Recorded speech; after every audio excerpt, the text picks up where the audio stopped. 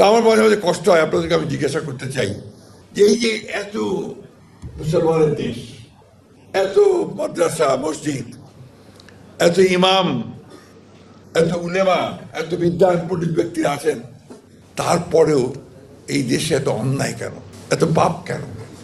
কেন মানুষ এত চুরি করে, এত দুর্নীতি করে, আমার সম্পদকে বিদেশে পাচার করে দেয়? আমি অনেক সময় বুঝতে পারি না। একটা মসজিদ তৈরি করার ব্যাপারে আমাদের মানুষের যে আগ্রহ এবং তাকে সেই সম্পদ জোগাড় করে মসজিদ তৈরি করে, সেই আগ্রহটা কোথায় যায় যখন সে একটা ভালো মানুষ তৈরি করতে চায়? আমি জানি না, আমাদের ইমাম সাহেব অনেক ভালো ব্যাখ্যা করতে পারবেন। আমার বিষয় ছিল অর্থনীতি, পরে রাজনীতি, ধর্ম সম্পর্কে আমার জ্ঞান অত্যন্ত সীমিত।